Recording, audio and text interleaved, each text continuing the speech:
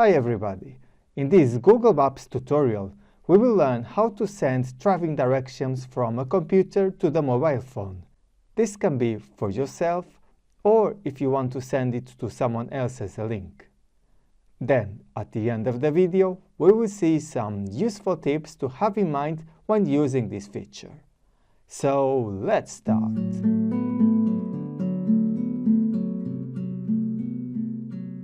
Let's open the Google Maps application in our browser. And, as an example, imagine I need to send someone at work to a particular location to complete the task.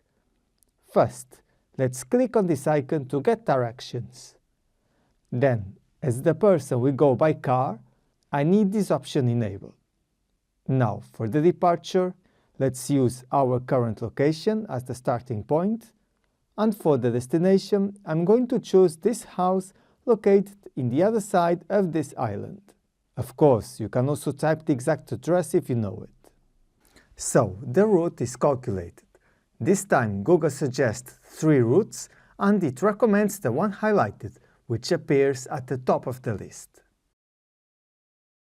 Now, there's a very useful option here to send these directions to my work partner who has to complete the task, which is just copy link, and then I can send it via WhatsApp, email, or any other application. On the other hand, if I will go myself to that place, I can send the directions directly to my phone with the option at the left. As you can see, it will send to the phone connected with this Google account. Then, when you are ready to start the trip, click in the notification to open Google Maps with the route prepared. And now this is important. When you or the person you send the link to open the route on the phone, the suggested routes might not be exactly the same as what you saw on your computer.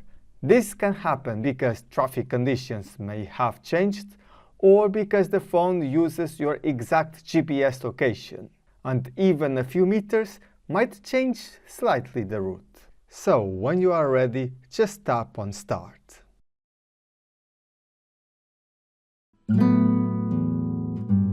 Now, I want to tell you a couple of important tips. It doesn't matter to choose a specific route previously in the computer, because, as I mentioned before, when you open the trip in the phone, Google will make the recalculation again, so it didn't matter what you select previously. Second tip, in case you want to add an intermediate stop to the route, don't use the function to drag the route manually to the place you want to pass through. Although it's nice to check out times when going through specific roads or spots, your phone will ignore those points when you send the route there. The right way to do it is click on Add Destination. Then, as I want this point as a stop, I will drag this bar to the middle. And finally, select your point. For example, I want to stop in this nice natural reserve. Then, when I send the directions to my phone, you can see the point is included to the trip. Thank you very much for watching, and see you in the next video.